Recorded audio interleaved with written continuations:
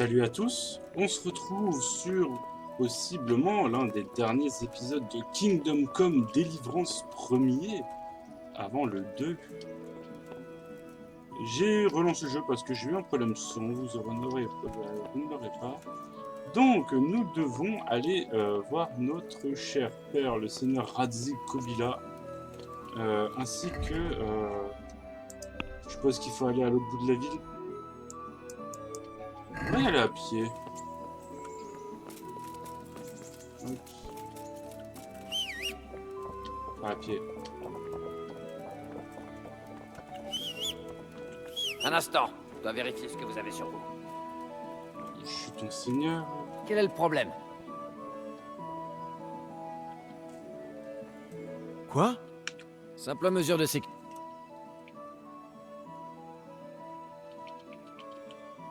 Mais Je suis porteur d'un message important. je suis le fils du seigneur Radzig Kobyla, sale enculé.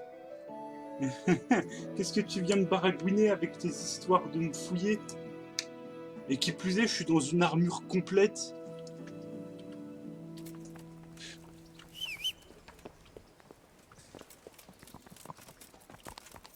On va parader comme un roi.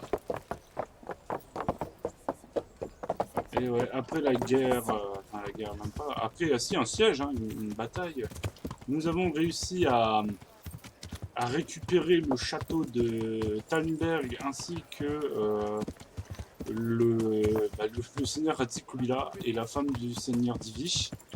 Et après moult explications et moult retournements et autres, nous avons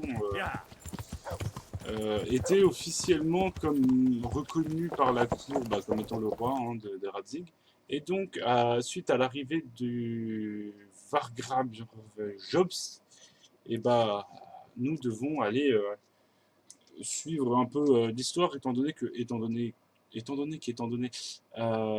est, on est le fils du seigneur Radzig, on doit maintenant participer à... Ah, Henri, tu vas à la réunion avec le margrave Jobst? En effet. Mais Istvan? J'imagine que... Qu'on ne l'a pas attrapé? Non. Si c'était le cas, tu aurais été le premier prévenu. N'aie crainte, on finira par l'avoir. Oui, j'espère. Bon, allons voir ce que Jobst nous veut. Capon, c'était un connard au début, au final, on s'entend super bien avec.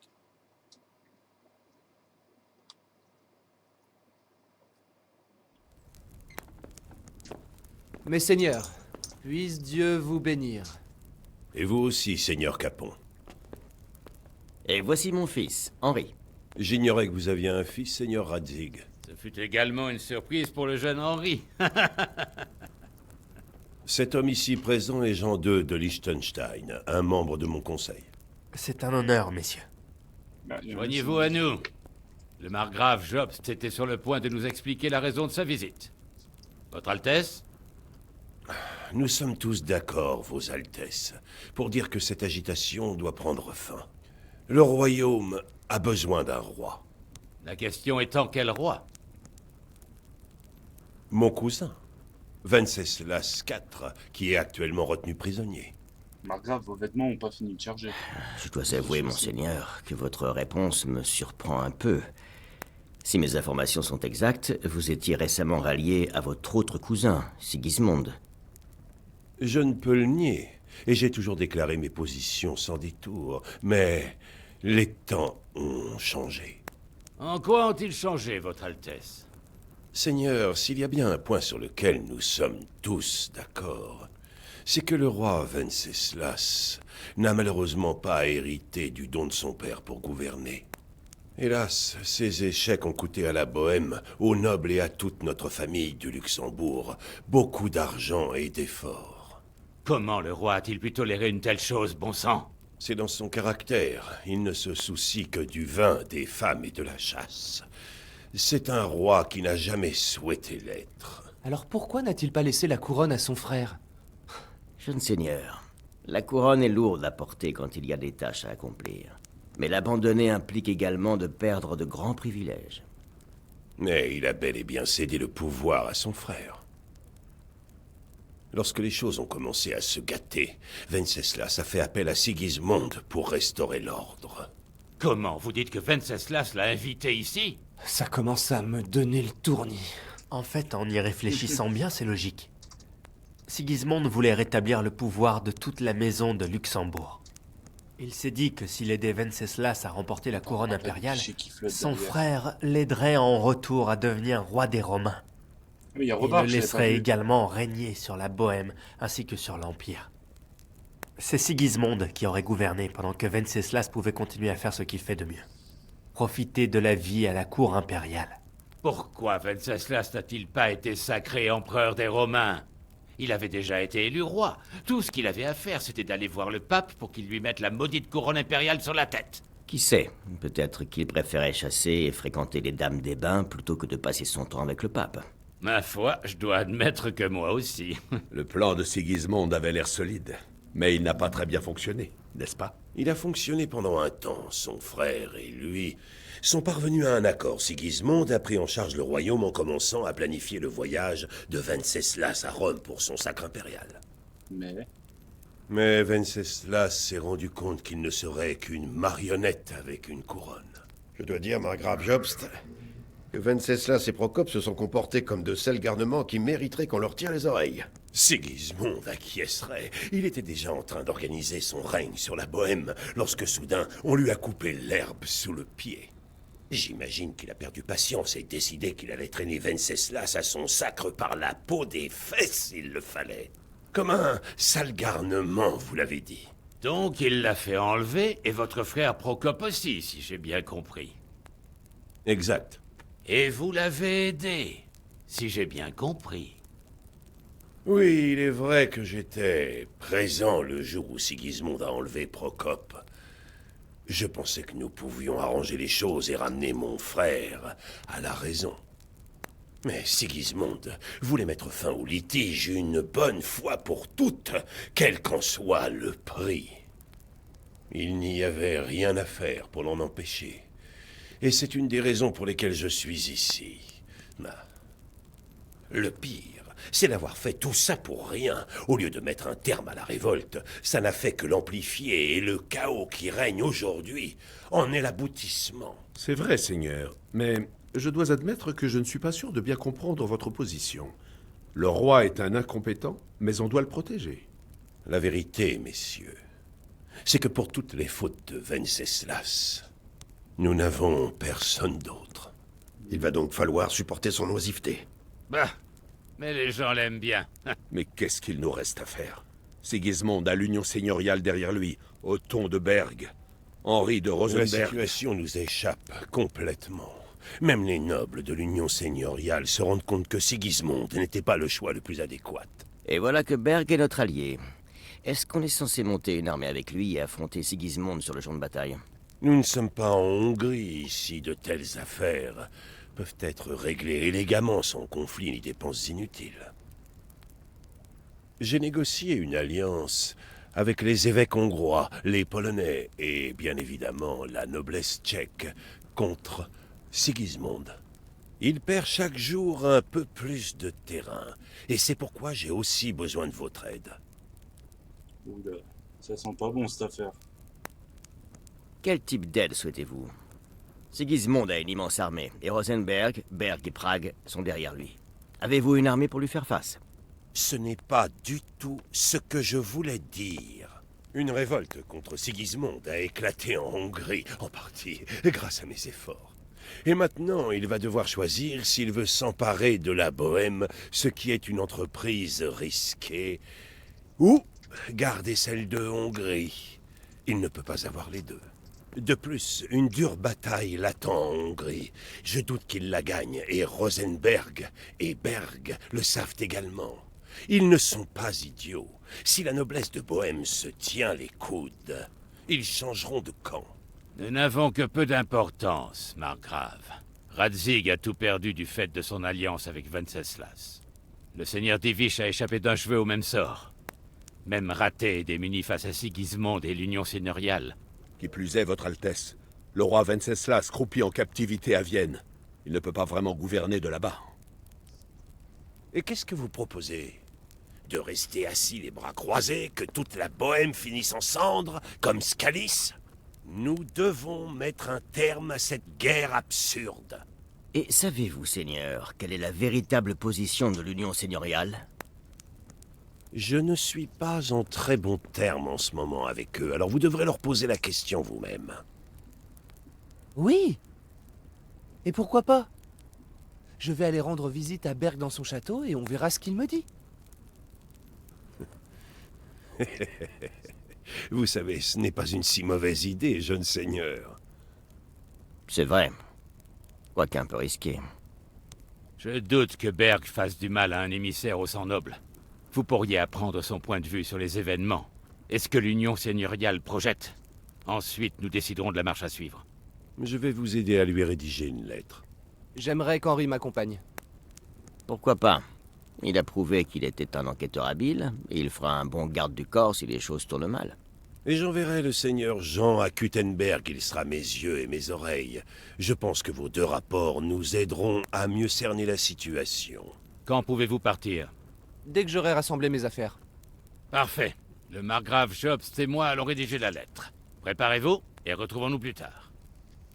Eh bien, ce fut bref. Peut-être me prendre une nouvelle armure, hein. J'ai de la thune à plus savoir quoi en foutre.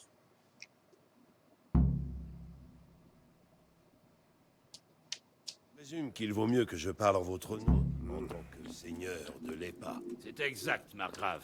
Que dois-je écrire exactement? Alors, on dirait que tu pars pour... Oui, j'ai hâte. Je ne veux pas freiner tes ardeurs, mon garçon, mais prends garde. Nous vivons dans une époque sombre, et qui sait ce qui peut arriver en chemin. Sans oublier... Ne vous en faites pas. Je sais, tu nous as prouvé que tu savais te débrouiller. Mais sois prudent. Tu devras t'assurer que rien de malencontreux ne lui arrive. Garde tes yeux et tes oreilles grands ouverts. Ce que Berg affirme est une chose. Mais ce... Je n'y manquerai pas. Et ne va pas t'empêtrer dans d'autres histoires. Remets-lui la lettre. Oui. Très bien.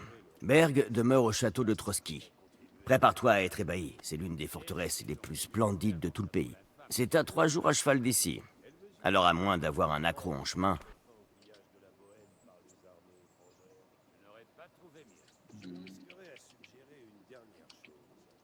Robert du Palatinat? Robert est le prince électeur du Palatinat. Qu'est-ce qu'un prince électeur? Les princes électeurs sont des dignitaires du Saint-Empire romain qui ont le pouvoir d'élire le roi des Romains. Celui-ci est ensuite couronné par le pape. Robert s'est autoproclamé empereur des Romains avec l'aide de 3 autres princes électeurs, alors même que une partie de la noblesse de l'Empire a accepté Robert. Mais lorsqu'il... Nous voilà donc avec... Ok. Ce sera tout. Très bien. Que pensez-vous de tout ça, Sylvain? Je ne savais rien de Job, je dirais qu'il a raison. Bon.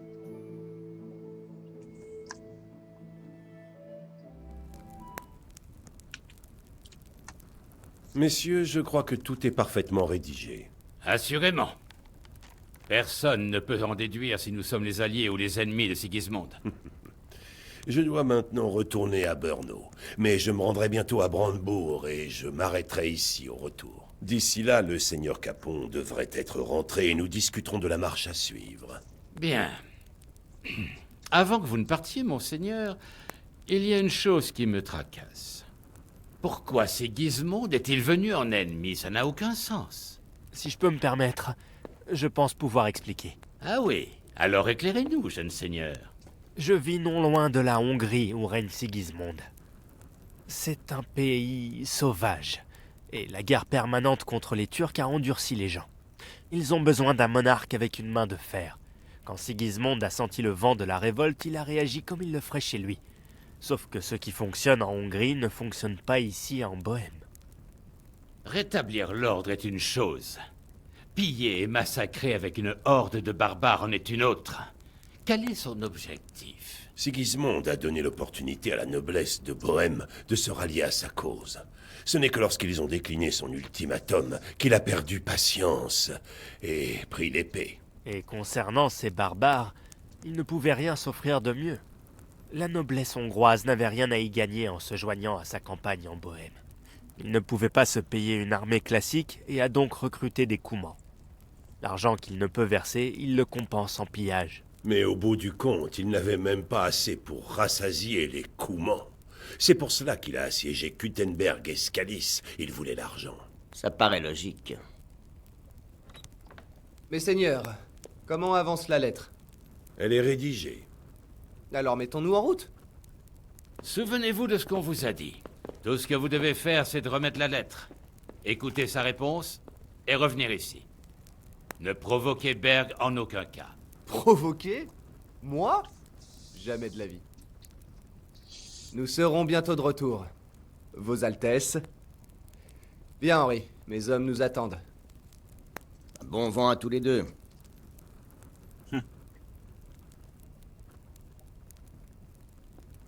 Et bah, on va partir à Berg. 85 gauche. Rassemblés dans la cour. Si vous le souhaitez, vous pouvez vous lancer dans des quêtes.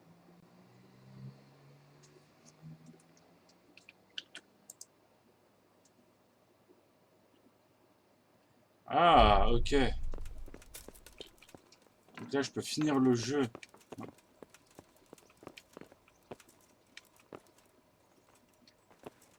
D'accord, donc en gros, quand je vais accompagner Capon, je vais terminer le jeu. Donc là, on va s'acheter une nouvelle armure, histoire de terminer le jeu en beauté. Bon, on va aller là-bas. Parce que je vais avoir une thune, mais alors incommensurable. Ouais, j'ai 10K. Et je pense que j'ai de quoi m'amuser.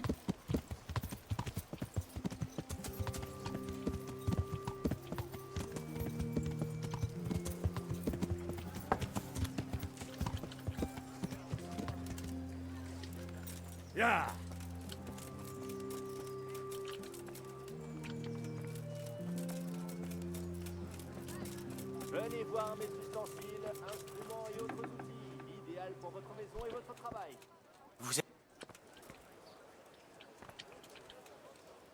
Non, il n'y a rien ici.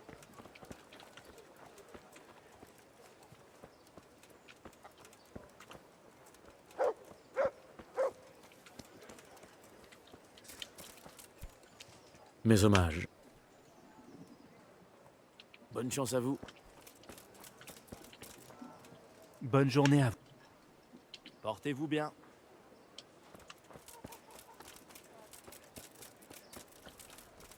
Ayez pitié de moi. Portez-vous Je suis bien. un pauvre malheureux. Sigismond et sa clique ont emporté tout Je ce que pense j'avais. avoir quelque chose. C'est quoi exactement? Oh, rien en fait.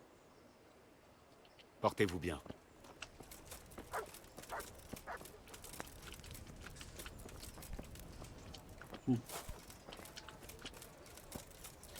Et bah, je pense qu'en fait, on va arrêter là pour aujourd'hui. Ça fait quand même un petit épisode d'un quart d'heure. Si on enlève si on cut un peu à droite à gauche, peut-être un peu plus simplement. Comme ça, moi, je vais pouvoir me poser un peu.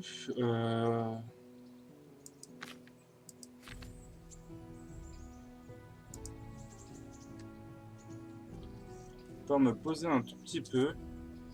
Et puis bah, on va se retrouver la semaine prochaine pour faire les quêtes secondaires. Parce que normalement, dans les quêtes qui me restent,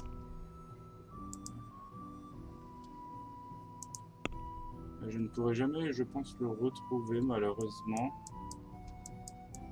Ah ouais, bon. Je dois finir cette quête-là. Ça.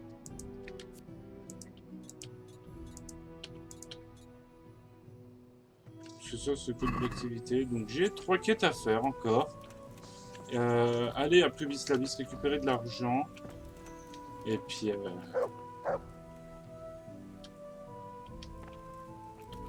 Mais alors le chien. Tu vas.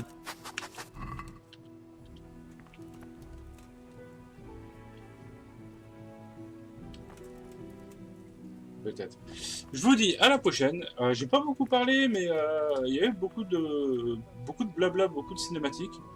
Je vous dis à la prochaine. Si la vidéo vous a plu, n'hésitez pas à liker, commenter, partager, à vous abonner à la chaîne, je vous en serai éternellement reconnaissant. Et puis je vous dis à vendredi pour je ne sais pas encore. Allez, Salut!